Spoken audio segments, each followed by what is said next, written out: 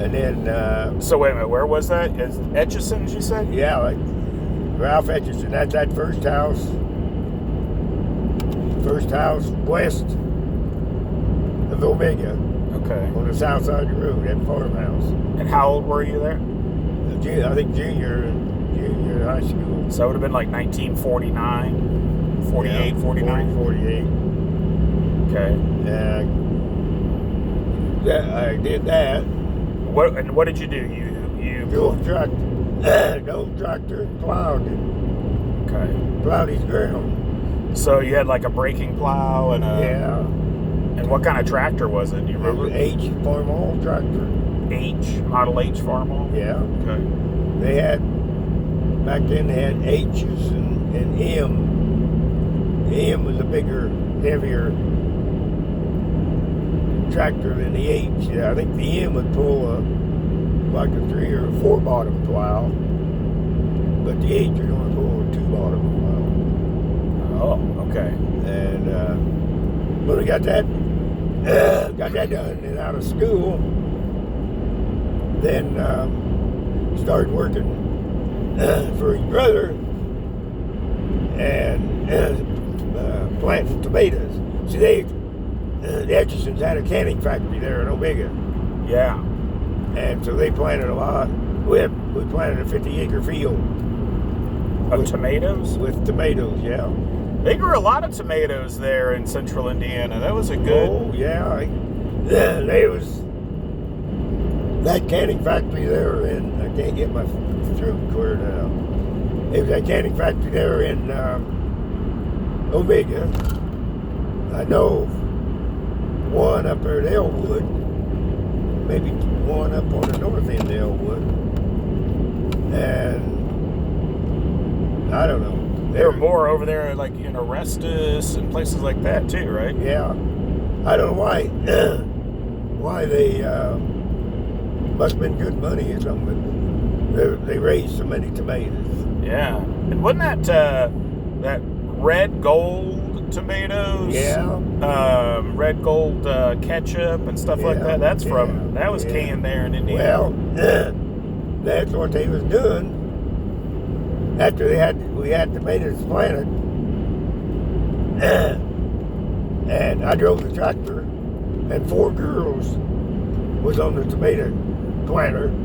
They sat back there, and they'd have a lap full of tomatoes, and they'd put a tomato down on the ground, and it would 2 little wheels would go around it to kind of push it in the ground, so it wouldn't. So these were like little sapling or seedlings or whatever. They were tomato plant about like that. It's already tall. I see. Yeah. Okay. Yeah.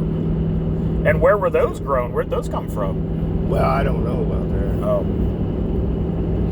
They had places where they grow from the seed to the plant. They didn't necessarily grow them right there on that farm. No. Oh. No. Them plants was hauled in. They had like, I think Etchison's had like 3 big semis. Oh man. And we get the tomatoes planted. Then when they grow and ready to be picked, well, there's always Mexicans or Arkansas people come in. Oh.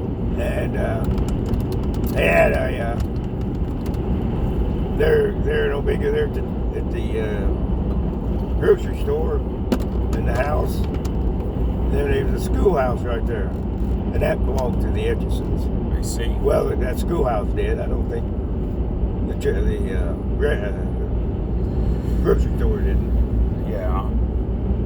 But they have Mexicans or Arkansas, People from Arkansas. somebody coming in, and they do the picking. Okay. And then they would be hauled into the tomato plant.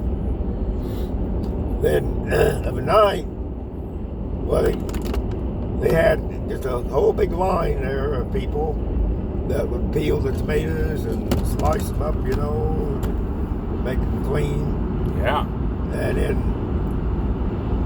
I never seen it, but somehow they put in the cans. Okay. And then And then they had a conveyor where the cans would go to the guy and he'd box them up. Okay. And then they had another conveyor that would go over the other side of the building, and then they'd stack them up. And then overnight, us boys would come in and load them semis with those canned tomatoes. Like on a forklift or? No, just a conveyor and then by hand. Man, was it on a pallet? Yeah. And then you had to wrap that pallet up with plastic or what? No.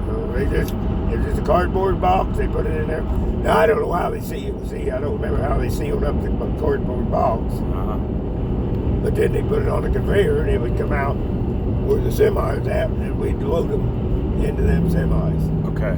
I don't know how many nights we worked doing that. But that was like late night, like overnight? No. Oh. Till midnight. Till midnight. Because you couldn't work a teenager after a certain hour. I see. What year was that then? That would have been the 49. That would have been 49. Okay. Well, still the 48, 49. I don't know exactly. Somewhere in there. And must have been the 49. And we did all that. Yeah. But they got to the place after we got on out there, after my senior year, and I got on Remy, so I didn't go back and do that work. I worked at Elko Remy. Yeah. But I guess somewhere along the line, they started putting a little bit of water in the tomato. Oh. Instead of the tomato juice, they were adding water, and they got caught. Trying to make it go further, huh? Yeah. Trying to stretch it. And they got caught, and that's the reason why they shut down that plant there in Omega. But I'd seen the time, that church lot, Yeah. east of the church, Uh-huh. would be full of wagons or trucks. People would come in with their loads of tomatoes Oh, man. and then sit and wait. Then they had to go across the scales, weigh it.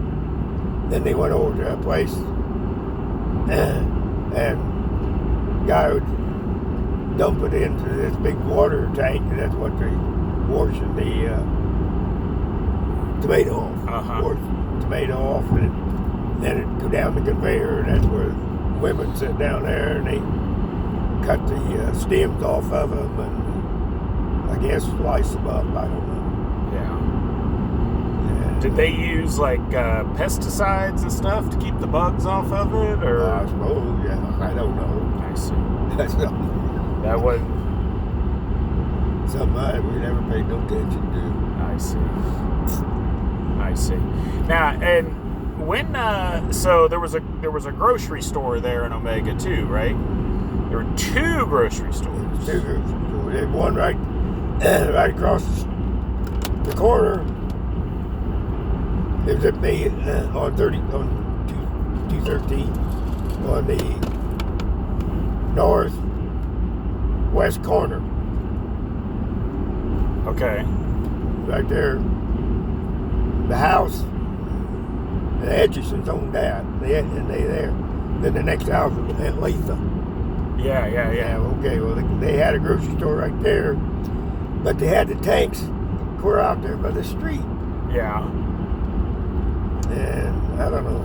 Then I even worked there, but then somebody else come in there and was running the grocery store for them. Now, was that the Miller's grocery store? No. Oh, what was this one? Etchison's. Etchison's grocery store. Okay. And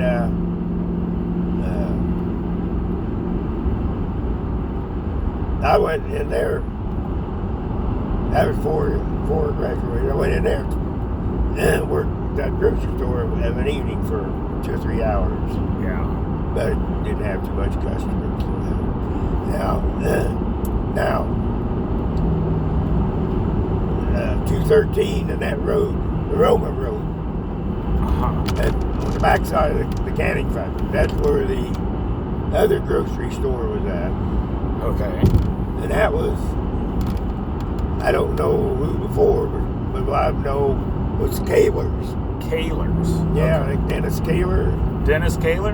His dad. Uh-huh. Well, it was his dad that had the grocery store. So Dennis Kaler's dad. Okay. Jim Kaler. Okay. Jim Kaler. And then he had a son, Charlie Kaler, and then Joe Kaler, Worth Kaler. 3 boys, I guess. And about, I don't know, 3 or 4 girls, I think. I don't know what their names were. And they run that grocery store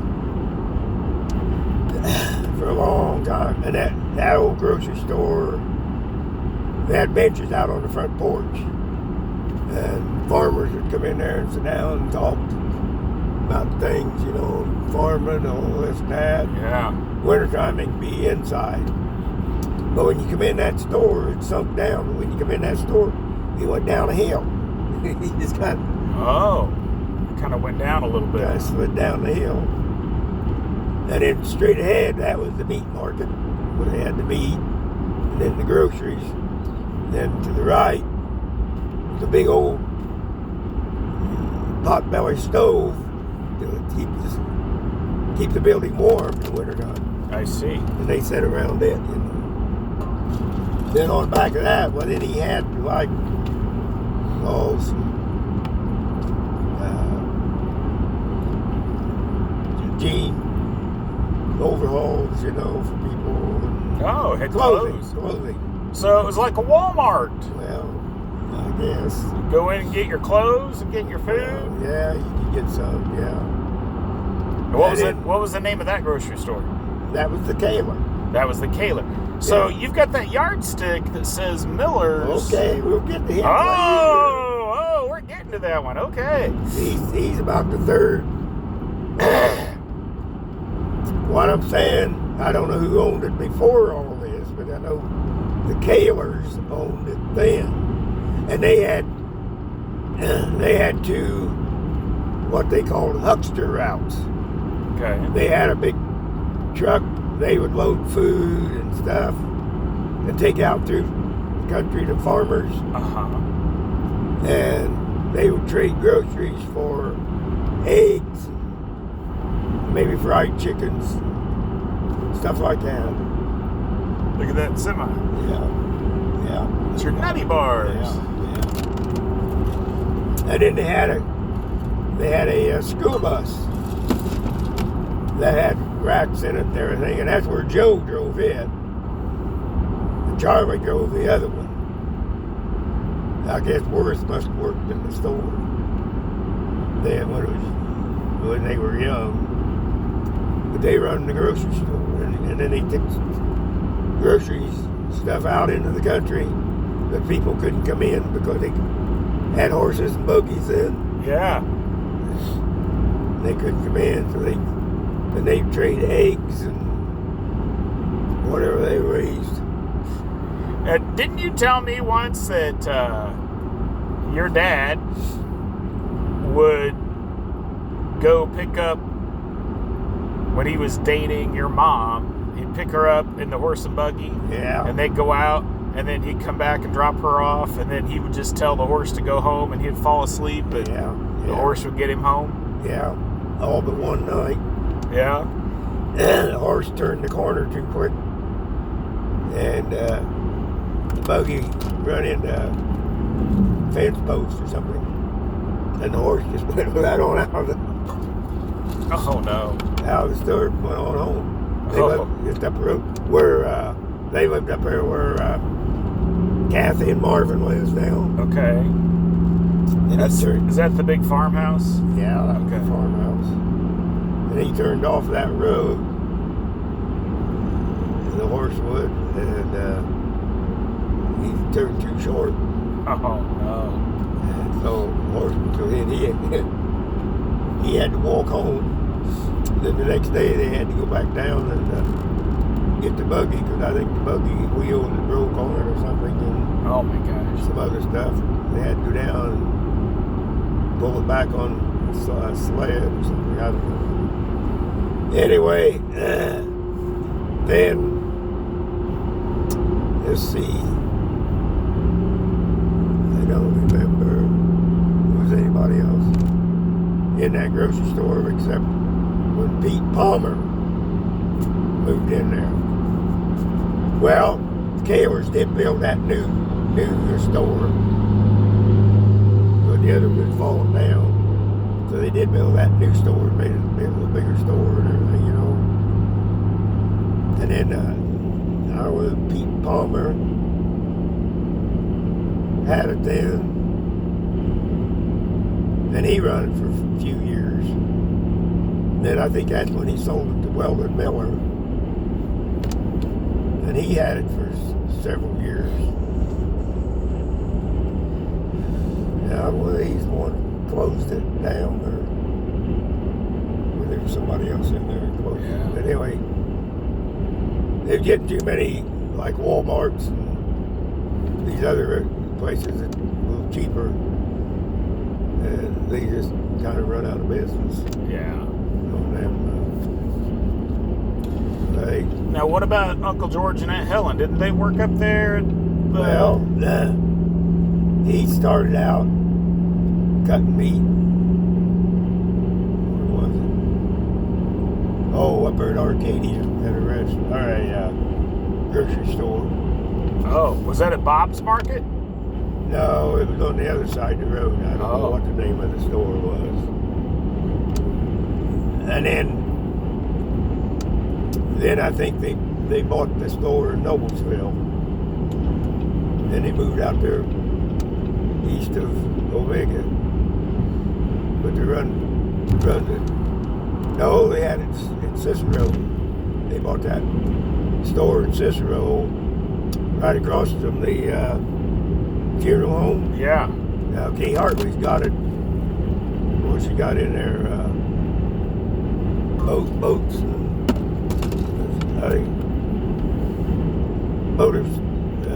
equipment for swimming, and I think she has in there now. Oh. Maybe pools. Yeah, it might be pools. I don't know. Anyway, they had that grocery store and lived there in Cicero. And then they bought the house, the place, I believe, in Noblesville. And they lived out there west of Cicero, Omega for a while. And then they moved down to Noblesville. They must have bought that house there by that grocery store. It was kind of a smaller grocery store than what one in Cicero was. Yeah.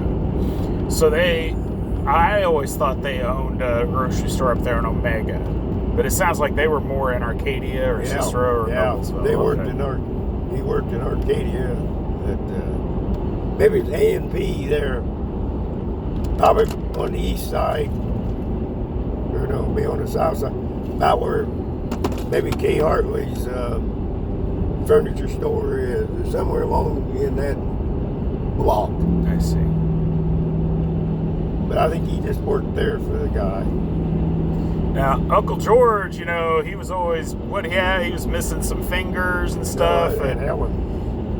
Well, Helen was too, but and I thought George did too, but he always used to, when we were kids, he always used to tell him he got it caught in the meat grinder when he was grinding meat. Do you know what really happened? Was that the truth? I don't know. I didn't even know it. She lost her fingers. She worked down there Firestone on some kind of press. Oh. And I guess she reached in there to pull something out or something, and it come down on her 3 fingers. Oh. I don't know about George. I didn't know he had fingers missing. I see.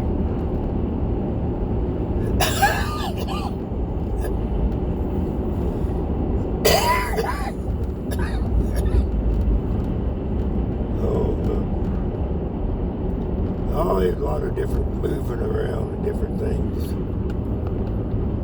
Yeah. The church, the bigger church, I don't know. Don't remember how old it was, how many different ministers in that place. Yeah. So you worked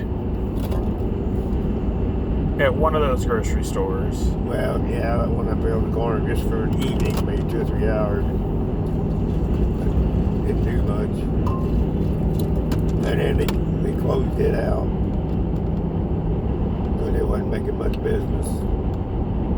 Then later on they closed out down there at Miller's.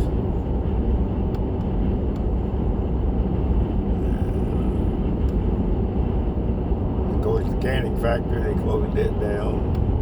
So a guy moved in there and he kind of remodeled all that. He had some semis. I think back there where he pulled semis in there to load, why he had them for a garage. Put his semis in. And they built him a house around on the 213. Yeah. Tore down the canning factory.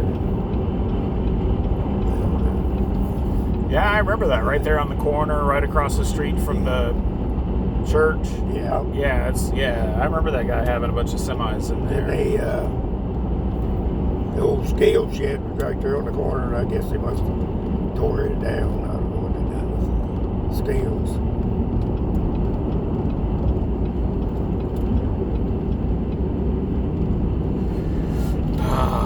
And then what else did you do? You, I know you Well, drove the milk route for a while. When was that? yeah. Was that your next job, or did you have something else in there? Well, that was when I was still in high school. I don't know why. Dad was working at Double Ringing. And they transferred him to Plant 10. Back then, that was the first time they ever had air conditioning in the building. Uh-huh. And I don't know what happened. But he was losing sight of one eye. So he goes to the doctor and they sent him down to Indianapolis to Warbracker or something to see why he was losing that eye. And they come up with the idea, they said, are you working in an air conditioning place? He said, yeah. Well, he said, that air conditioning is affecting you somehow. And if you stay in there, you will lose your eye. But if you get out, maybe you won't. So, I don't know why. He just quit. Just quit Delco Rimming. Oh, he didn't try to transfer? Yeah, I don't know why he didn't try to transfer or take a sick leave or something, you know. Yeah. Maybe they didn't do that back then. I don't know. This was in 45. Okay. So Forrest Kaler had that milk route. Well, Howard was working for him back when he was a young boy. And one Saturday, they out on a gravel road, and they had open beds with open cans, you know. And of course, back, I think it was 30s, must have been about 40, 41. They didn't have air conditioning in trucks or anything, so they had the doors open. It was on this gravel road. They come down that hill and started through this bridge. That gravel road had rough spots in it, you know. Yeah. The truck got to vibrating, and somehow Worth was doing the driving, and Howard was on the right side. Somehow or another, that truck went off the road, and he swerved it to come back up on the road, and it came back up crossways, and it rolled. Oh my gosh. Well, Howard wasn't holding on to anything, so he went out the door. He got his ear kind of tore up, Yeah. but he was lucky that no full milk cans fell on him, but there was can lids. Yeah. He had to, but Worth, he hung on to the steering wheel, but his foot out the door, and that truck rolled over his heel. Oh. Rolled over his heel, Yikes. and he lost his heel, Yeah. and they were both in the hospital for a little while. But Worth, he had to go on crutches then, but he lost it. Heel mark. Crushed his heel. He couldn't walk on it. So he had to get rid of the truck. Nope. So he had another guy, I think, drove for a little bit. But anyway, 45, like, Dad bought the milk truck. That's the same one that Howard had working on. Was Howard 45? Well, he'd already been in the Army and got hurt back. Now he got hurt, in that milk truck. But the Army took him and said, you're in good shape, A1 conviction, so they took him. Then he had a wreck with his buddy who was doing the driving of the truck in the Army down to Louisiana. And they had just these little, they called them night lights, that they were driving by on maneuvers. And they come to a curve, and the guy didn't see it. They run off the road upset. I don't know. I don't know whether it had a cab on it or whether it had just bars on it and a gloss top. I don't know. But Howard somehow hit his head in one of them bars. Yeah. And that's when he went.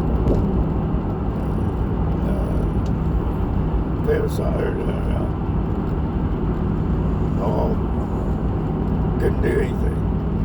Was he paralyzed? Paralyzed, yeah. And they sent him home. He was going paralyzed. They sent him home. Did he get discharged from the Army at that point? Mother got a pension from him. That's how they bought their first black TV. Black and white TV? Yeah. Uh-huh. Anyway, we had the milk out there in 45, and he bought a bought a 41 Dodge truck, all of them, but it was all then open tens and everything. So we run that. I would help Dad in the summertime, because I wasn't able to drive. I wasn't old enough to drive yet then. But I'd help him on the route. He'd drive, or somebody else would drive. He'd take a day off or something.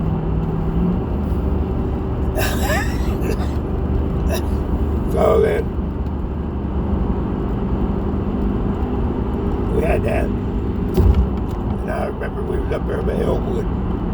Me and this other guy, I don't know who it was now. And Dad had been to Indianapolis, and he come back home. He said, well, Howard had passed away. So Howard had been paralyzed since the Army? Yeah. And he was just in a hospital that whole time? Well, no. They sent him home. They was in the hospital for a short time down there. And Martha went down and Dad to see him. Well, they was going to keep Howard. That was down in Texas, right? Yeah. Okay. In Texas. And why they didn't send him back to Indianapolis to that Army hospital, I don't know. But anyway, he was down in Texas. So, I guess Martha wasn't working yet. Well, I see 45, yeah, she could have been a worker. But anyway, well, no. Probably, this was probably about 43. No, he had been around 45. Well, I can't get the dates. But anyway, they sent him home. So, they found him a little house. He was still able to walk and do things, but he was just getting weary. Couldn't handle stuff, you know. And they got him a little house over in Anderson. And Martha had two brothers, and they would come down every evening and see how he was doing, you know, if she needed any help or anything. And then it got to the place where she couldn't handle it. So they moved back out there with us. Well, she was working then somewhere, I don't know.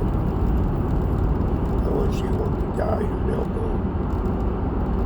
Anyway, mother couldn't take care of him. Couldn't get him up out of bed or anything like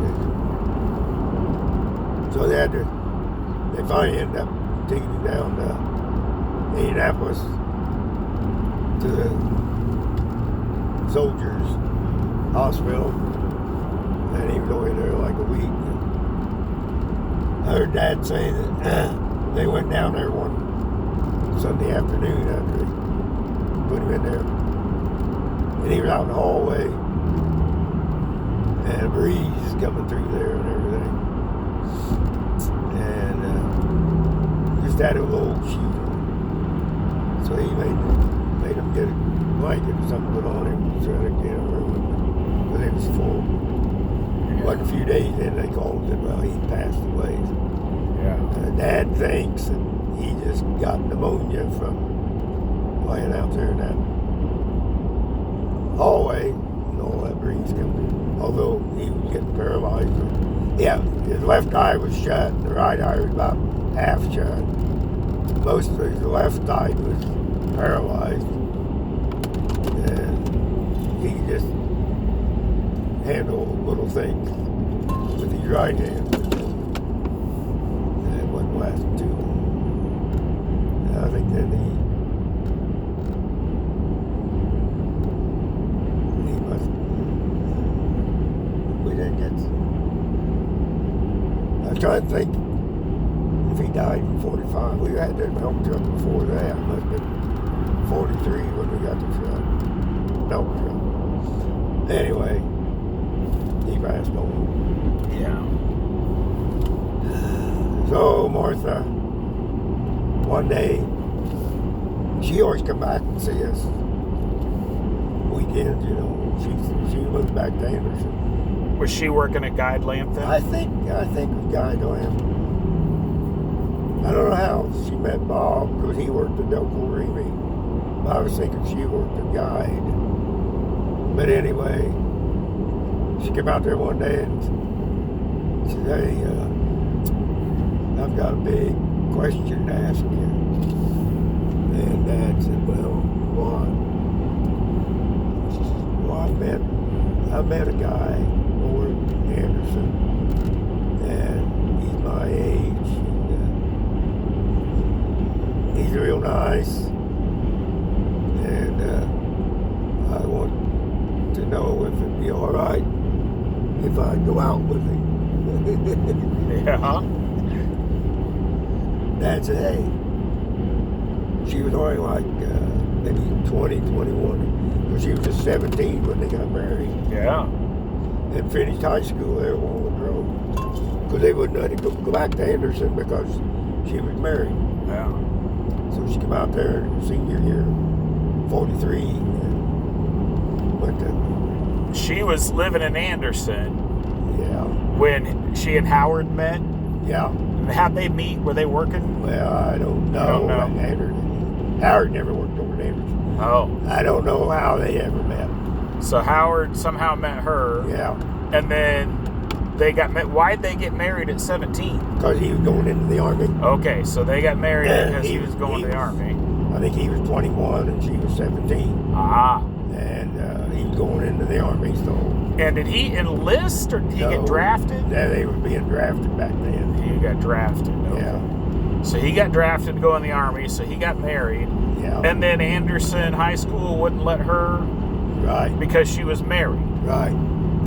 She went in and signed in Martha Finley Heller. And they said, what's this Heller? Well, she said, I got married this summer, so my last name is Heller now. Oh, well, he said, we can't take you. You can't go here if you're married. Wow. I just want to graduate. Well, rules. And was she living with her parents at the time, or did she and Howard move in, or what they? Well, I don't know. They had a little house over there when he first come back, and then they had to give that up because they come back out to our house. And then when he died, she moved back to Anderson. Now I don't know whether she ever got her apartment by herself or whether she went back there. Her dad and mother lived just there in North Anderson, and her two brothers. I don't think she had a sister. And so I don't know just where she was living at and how she met Bob. But she wasn't enough to go in that age. You're only 21, 22. You're too young to go through your life by yourself. Yeah. If this guy you think is worth being with, go for it. Try it out. You go right back off. So she did. Well, they ended up getting married. Yeah. And she brought him out there, though, before they got married. She brought him out there 2 or 3 times. He always come in a suit. Oh, yeah? Yeah, suit, big tie, and everything. And said he worked up for Remy, and he knew this, that, and the other thing, what he was doing on. And I guess, Coach, I wasn't working there. I was still in school. But I just kind of took it that, he's a big foreman over there. So. And all the time, they would come out there. He'd always be in a white shirt and tie and suit. And, I thought, well, he must be a big shot. So, and I did get on Delco Remy. I went on the senior trip. A friend of mine, Dick Carson, the senior, he put his name in over Remy's in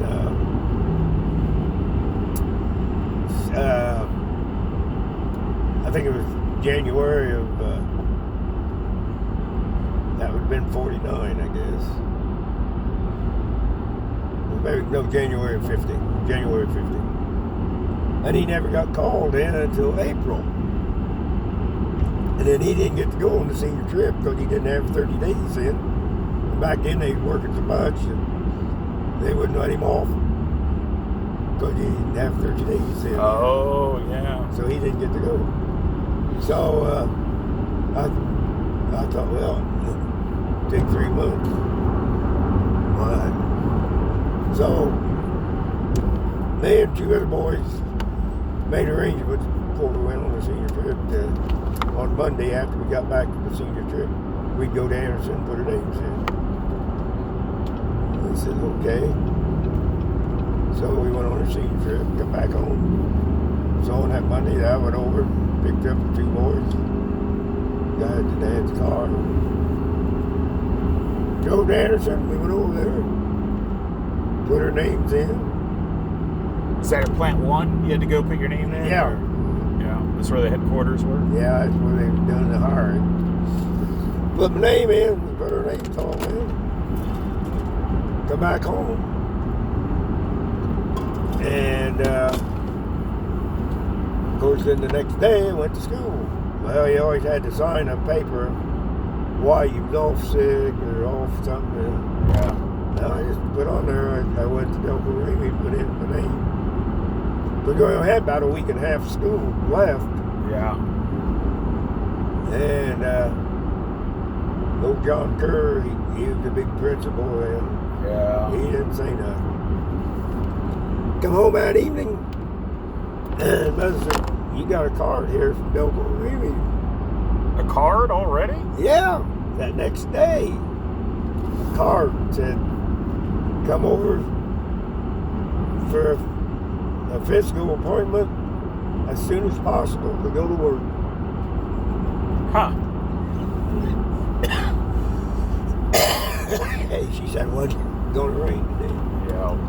So, Are you warm enough? Do you need anything? yeah, I got a sweatshirt you can use as a blanket. No, just turn it. You can turn that up too if you want. So I went down, seen them 2 boys, if they got a card. Yeah, we can go. And the one boy had graduated the year before in '49, and he never did get a card, never did get called.